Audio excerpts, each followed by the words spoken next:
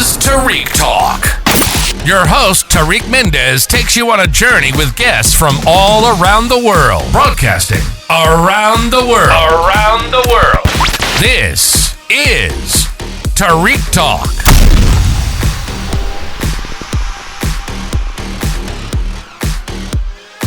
Alright guys, today I'm here with Annika with Ooh Baby at booth 109. How are you today? I'm great. I'm so happy. Thank you so much for being on the podcast. I love the grills, by the way. That's such a cool detail. Would you mind telling us a little bit about your work and your booth here? Yeah, sure. So I'm the designer behind Ooh Baby by Annika. That's me. Basically what I do is every garment I design starts off with a painting. Oh, so nice. Every seasonal collection has basically the painting collection, right? So you'll see it come in through prints and colorways, and my jackets are one of my special linings you can see here. So trench coats are one of my favorite things to design. So you'll see that a lot on the page. That's what I do. And can you tell us a little bit about your creative process? Like, how do ideas come to you?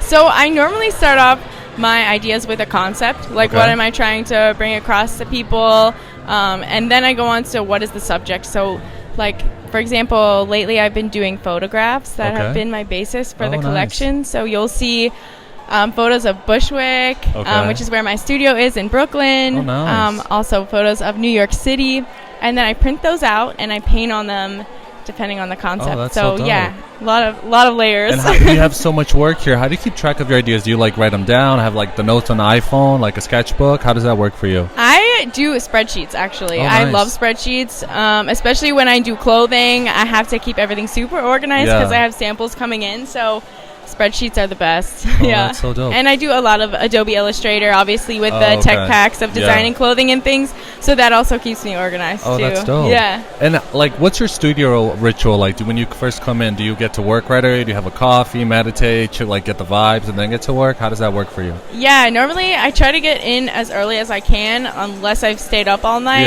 So that depends. But normally I start off with a coffee. I blast music. I have hula hoops in the studio. I have my roller skates in the studio. Oh, nice. So it depends on the day, but I normally like to start it off creatively, not right in the emails. You know what I'm saying? Very so maybe smart, just a little creative energy going and good music. Oh, I love that. You have such a good vibe. Thanks. And do you have any dream projects that you want to do in the future, where there's big life-size sculptures or collabs or anything like that?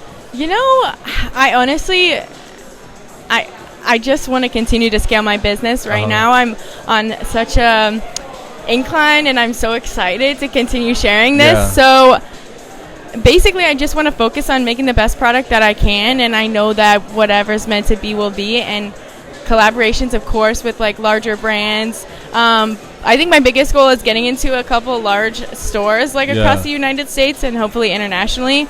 I won't limit that to a specific company or person. But basically just continued on to living off my designs and art and growing the brand and bringing it to more people. That's what I want. And then do you have any advice for young art? Because a lot of listeners always ask me, can you ask your guests, what's an advice for a young artist that wants to try, but they're scared, they don't know how to start? What would you tell them? My advice would be figure out where this feeling is coming from. Is it a genuine feeling? What avenue do you want to go into? Do you want to go into painting, clothing? Do you want to try it all? And then my kind of deciding factor to I had to make money, right? Yeah. So I dropped out of college and I had to make money. So I found a sales channel, and that happened to be a street market. And that literally changed my life because it was in front of so many people, which I recommend. Going to your local markets. Every city has a market. Go bring your art, bring your clothes, bring your whatever, photographs. Bring them there in front of people, get their feedback, sell it, get it out there in the world, and it starts to go like momentum, a tumbleweed. So I would just say get it in front of as many people as you can. That's dope. And going back to your art, I see you seem to use a lot of mediums. I'm guessing spray paint, acrylic. Can you describe a little bit about the materials you use? Yeah, each piece changes up, and obviously I love clothes so much that I have a lot of fabric samples. So basically I'll use like some patches, which is a signature of Ooh Baby. Spray paint, you're totally right. Graffiti markers. I just started with oil, so I have an oil painting over there, which is awesome. Oh, cool. This one's got like a leather belt in it. So I really like using textiles because it ties in the clothing so well. That's so on brand. That's so genius. Well, thank you so much for being on the podcast. Can you just plug in your Instagram one more time? Yeah, my Instagram is Ooh Baby by Annika. OOHBABYBYANIKA. Ooh Baby by Annika. Thank you so much, guys. Check her work. It's so dope. She's at booth 109. And thank you again. It was a pleasure meeting you. Thank you for listening to Tarik Talk. Follow Tarik Talk on all social media channels and check out the video interviews online.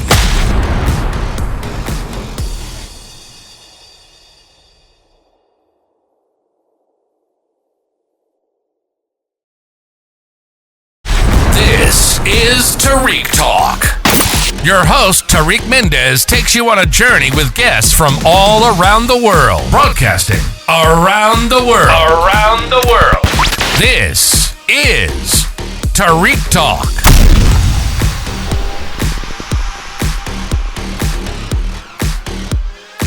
Today I'm here with Avni Patel. Did I get that right? Yes. Awesome. I am at the Chishama Arts Open Art Studios. Thank you so much for being on the podcast. How are you today? I'm good. How are you? Good, thank you. Can you tell me a little bit about yourself as an artist? So, as an artist, I'm an abstract painter, expressionist. My work is about nature, sound, music, elements of textiles, and just joyfulness in my paintings. Yes. The thing I like that caught my attention about your art is that it's very happy. It takes you to a portal, and it brings happiness and relaxed. Do you work only with paintings, or do you do other mediums? I only do paintings, acrylic paint and paint markers, but I like to explore with different forms of paper and on plastic and any material I can find to play with. And what's your creative process like when you come to the studio? Do you get to work right away, or do you have to have a coffee, meditate, read the newspaper? How is that for you? So when I come to the studio, I just like to sit for a moment, look at my paintings, look at my color studies, that which I create about 300-400 drawings. I call them my vocabularies.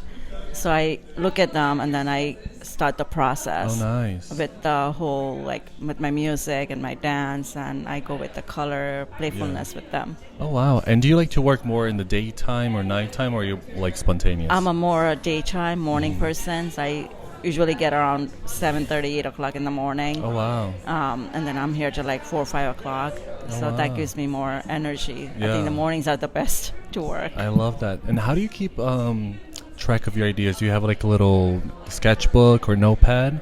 They're all spontaneous. I don't have I do have a sketchbook. I draw in my sketchbook, but they're all spontaneously done. Wow, that's so cool. So when you start a painting, it's a very organic process for you? Yeah. Oh, that's amazing. And when you start a painting, are you able to finish that painting right away, or does it take you a couple of days? It takes a process. It takes a couple of days, so it needs to dry, and then I think about more of my patterns. I go back next day with my more patterns and color studies. Oh, wow. So I'm always evolving, exploring in different elements in my paintings. So cool. And do you work on multiple paintings at once, or do you like to be... So if I have a exhibition coming up, I would do multiple, but then if I don't have a show, I'll do a painting at a time. Oh, nice. Yeah. And can you tell us any projects you're working on at the moment or next year? So right now I have a mural up in Crown Heights. Oh, nice. 989 Pacific Street. Okay. And then I have a solo show coming up in Manhattan. Oh, congrats. Thank you. And next month. Okay. Through Q Art Foundation. And then I have a show up right now at Penn State University. Oh, congrats. And the next show will be upstate New York, solo. Oh, wow.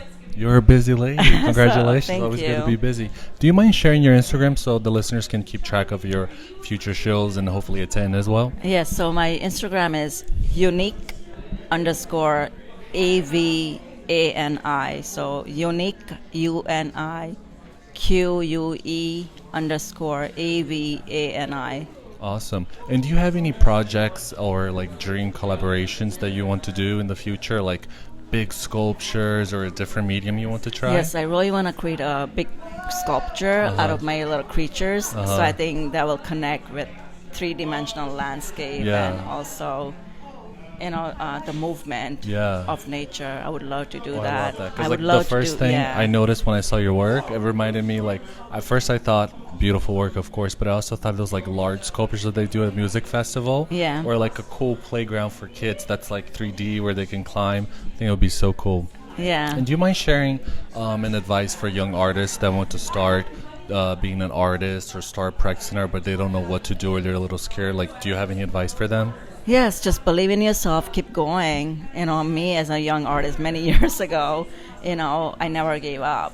Even though New York is a tough place to be an artist, but I've been doing it for 25 years. So keep going and just create something that's in you. Never give up. Oh, I love that. And do you think how would you say your work has changed over the 25 years, like when you first started to now?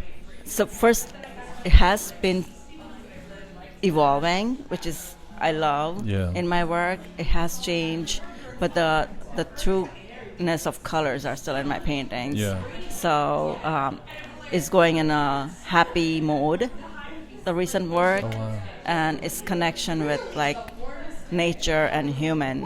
So that's what my work is based on now. That's so cool. And once you paint a painting, and if like you're not sure how to finish or you don't like it, do you normally throw that painting out, or do you leave it aside and go back to it in the future?